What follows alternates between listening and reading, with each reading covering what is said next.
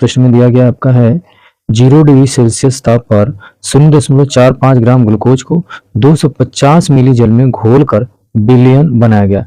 इसका पराशरण दाब क्या होगा? जबकि आर का जो मान है वो दिया गया कितना है 0.0821 लीटर वायुमंडल प्रति डिग्री प्रति मोल होता है।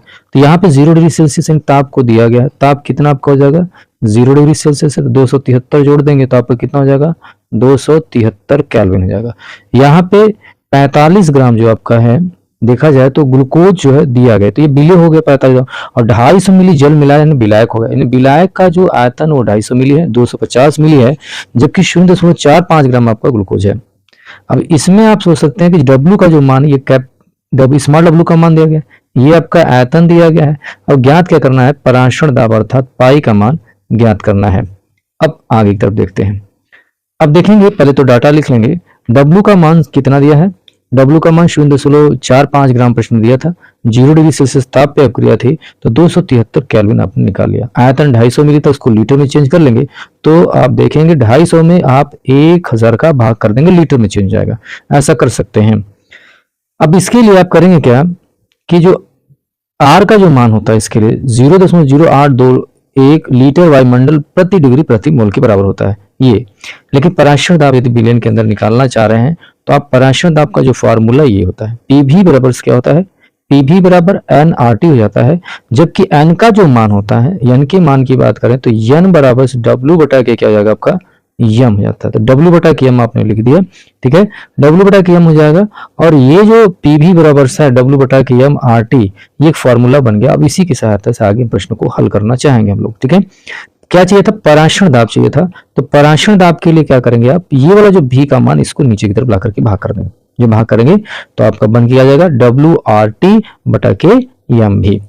विलय का भार ग्लूकोज का 0.45 ग्राम जो था वह विलयन 250 मिली में क्या था विलीन था, उपस्थित था 250। तो 1000 का भाग कर दिए तो आपका ये लीटर में चेंज हो गया और 273 टेम्परेचर आपका दिया ही गया और यम का मान 180 है। किसका, ग्लूकोज का। ग्लूकोज का जो सूत्र होता है C6H12O6 हो जाता है।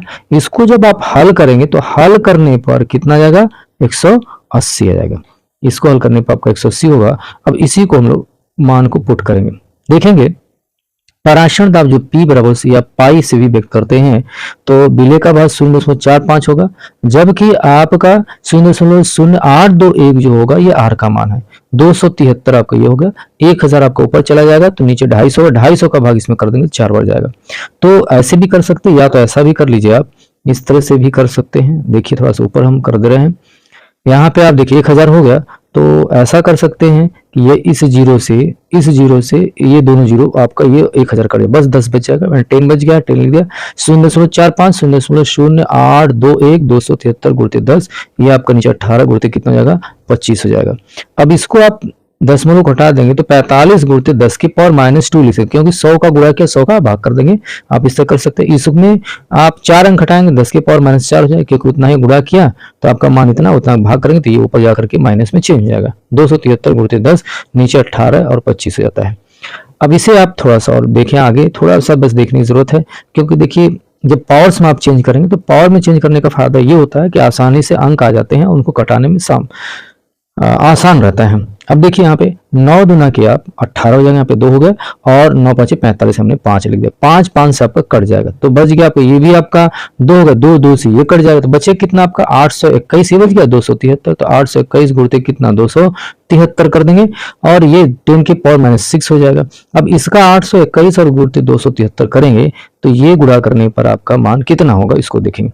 821 और 273 जब गुणा करेंगे तो यह जो मान होगा वो आपका 2 2 4 इकाई दहाई सैकड़ा हजार 10,000 लाख 22 लाख ये बल्कि 2,24,133 हो जाएगा। ठीक है, अब इस 6 पे दशमलव 1 2 3 4 5 6 यानी दशमलव आपका यहाँ पे लग जाएगा, यानी ये 6 अंक पे है तो ये आपका दशमलव यहाँ पे लग जाएगा। तो ये मान कितना हो गया पराशरण दाब का 0.22 और 4 वायुमंडल के बराबर हो जाता है।